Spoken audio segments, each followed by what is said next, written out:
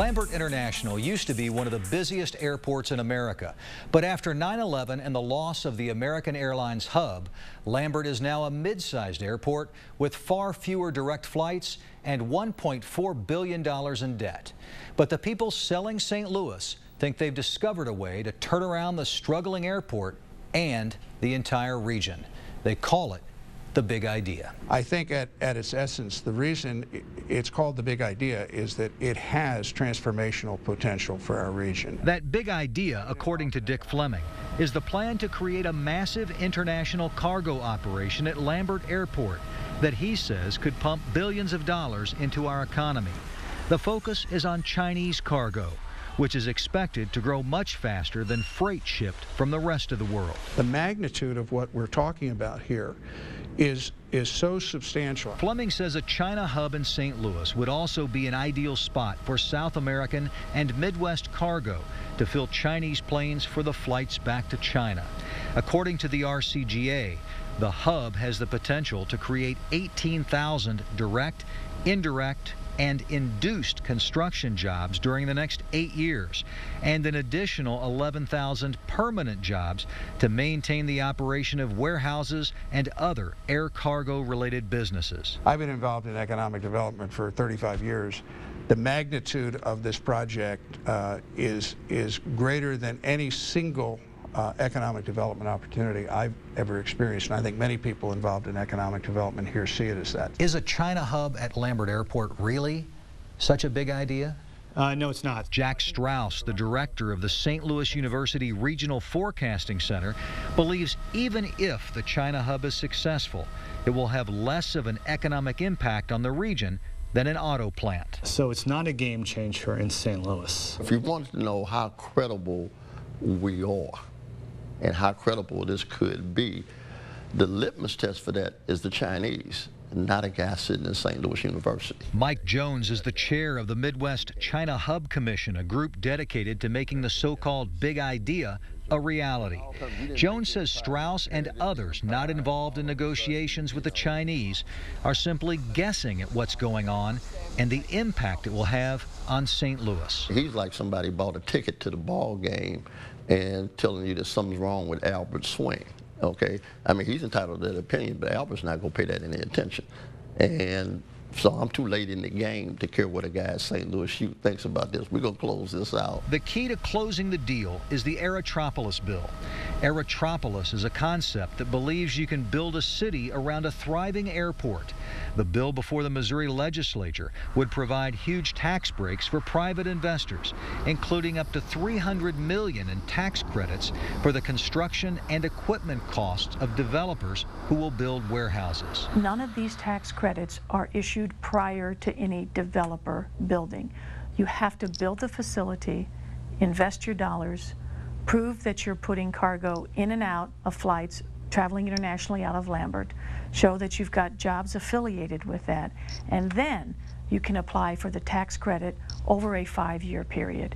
So there aren't any, and if no one ever builds, a dollar is never spent. Lambert's director, Rhonda Homney-Briggy, says those tax credits are spread out over a period of up to 15 years. She says the airport has enough warehouse space to handle a few international cargo flights a week, but it needs much more to turn Lambert into an international cargo hub. Is this a if we build it, they will come idea? No. But in some ways, it is. And the more News 4 learned about the Midwest China hub, the more questions we had about it. We have every bit of evidence that this is going to fail. Mike Weber, an air cargo consultant who has worked with some of the biggest airports in the country, says Lambert is a terrible choice for an international cargo hub. He says that's because Lambert's landing fees are among the highest in the country, and there's already an abundance of vacant warehouse space at large cargo airports, including some located in the Midwest. I've never seen such foolhardy, unaccountable public policy around an air cargo effort in North America in my 20 years in the business. Weber admits a St. Louis China hub could cost O'Hare International Airport in Chicago additional business. Weber is under contract with a consultant who does work with O'Hare, but he insists he's only speaking out because the St. Louis project is doomed, and he says Lambert's failure will hurt funding for more legitimate cargo efforts. But this is just thievery. Weber and Strauss aren't the only critics. I don't think this is the best investment for Missouri. Amy Bluen is the executive director of the Missouri Budget Project, an independent nonprofit research group that focuses on budget and tax issues. Bluen says the bill doesn't require that a warehouse export a single piece of cargo to get tax credits, and there are no requirements that businesses use Lambert after they are no longer eligible for tax breaks. We want something as a society that's going to help us with our unemployment rate and help our communities rebuild.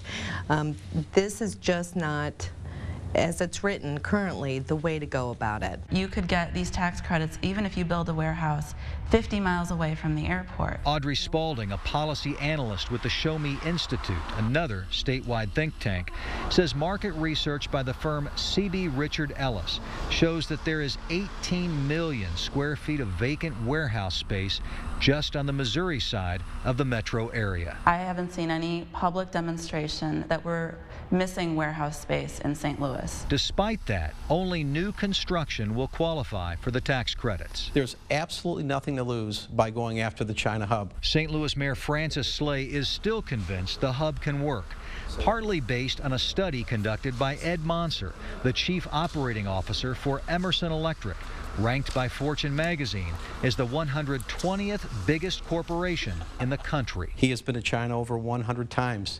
He understands this very well. He actually did a feasibility study. He believes this can work. His conclusion is that this can work, and he can talk to you about that better than I can. Monser, identified repeatedly as a point man on the China Hub project, not only refused to talk with us, he also declined to provide us with a copy of the study. So if somebody has a study out there showing that this could work, I think that should be shared broadly with the public and with the taxpayers. Who else is pushing for the China Hub, and how will it benefit them?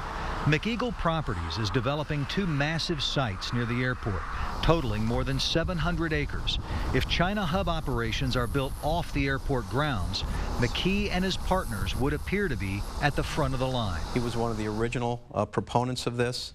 But this is way bigger than Paul McKee. I mean, he would be a very small part of the whole thing if this thing turns out the way we want it to be. But McKee and his attorney Steve Stone actually appear to be a very big part of it.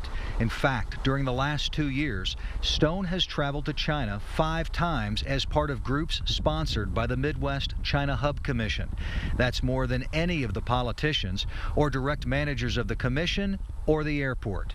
Stone and McKee did not respond to our request for interviews. We didn't do a whole lot of business together. St. Clair County Board Chair Mark Kern says 5 years ago, McKee and Stone were lobbying China to fly cargo to Mid-America Airport in Mascoutah, Illinois, which is about 40 miles southeast of Lambert. McKee was leasing warehouse space at Mid-America and would spend $683,000 on consultants to help bring Chinese freight there. The key consultant was Stephen Perry of London Export.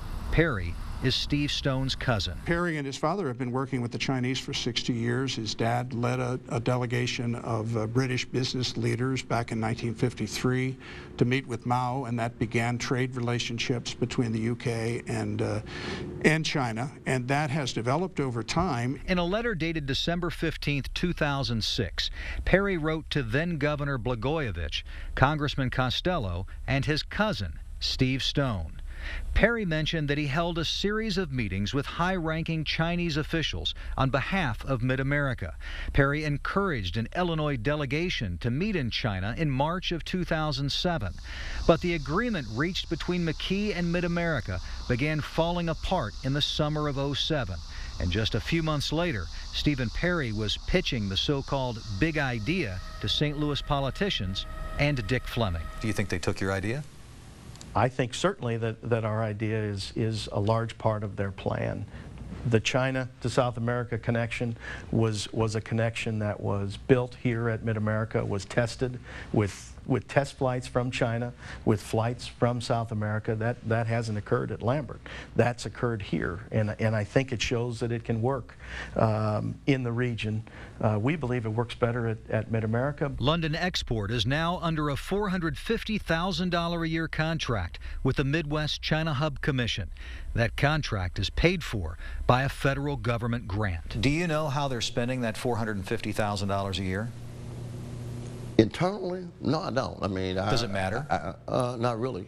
Federal taxpayers are also paying Steve Stone's law firm $180,000 a year for, quote, furthering the China Hub project, and $180,000 a year for Jason Van Eaton's company, Spectrum, to manage the Hub Commission. Van Eaton is the former deputy chief of staff for retired Senator Kit Bond. Bond helped get the federal grants paying for those contracts. You tell me, what is a transformational opportunity for a mid-level region that's in decline worth? Put a number on it. One of the numbers will likely be the tens of millions of dollars in tax credits for historic housing, the elderly, and the poor that will be cut back to justify the $360 million that could be available to businesses connected to Lambert's China Hub. It helps me to pay things that I've been struggling with through the year. So it helped me to pay off those things and maybe to get some other things that I need. Odessa Hollingsworth receives about $300 a year from one of the tax programs facing cuts. I feel that there are people in this country that live here and they have gave to their community, that the things that they're taking from us should not be taken from us. We should still be eligible for some of the benefits that will help us to be able to manage and to maintain. There is always a price to pay for what our city leaders call progress. Since 2009, the Midwest China Hub Commission, funded largely by taxpayers, has spent $266,000 in public money, taking politicians, consultants, and executives to China. If you're St. Louis, you don't really have a choice but to try to make a play like this. Commission Chair Mike Jones says the region desperately needs to invest in the hub because the old strategy of local cities luring businesses from other nearby communities hasn't cut it. If we continue to do what we've done for the last 30 years in this region, we're rearranging deck chairs on the Titanic. Jones says the lifeboat could be China Hub. But who's really in charge of this project? In a series of emails obtained by the Show Me Institute, Stephen Perry seems to be calling the shots, and he criticizes the key players in the St. Louis area for not being on the same page. Let me read you a couple things from a Stephen Perry email. If this bill fails, then Lambert is beyond recovery.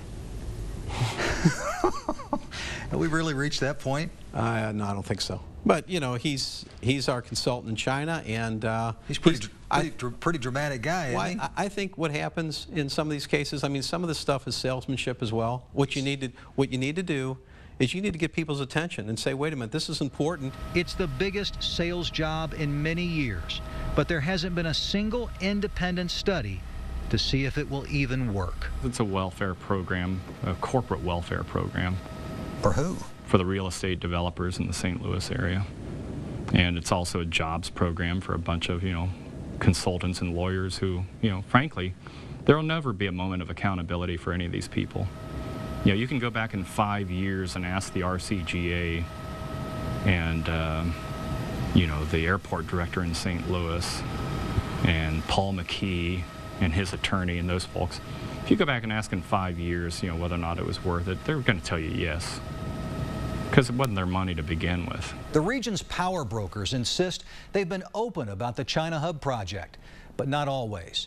The Midwest China Hub Commission recently forced News 4 to refile an 8-day-old request for documents relating to those high-priced consultants, just because we didn't call it an open records request.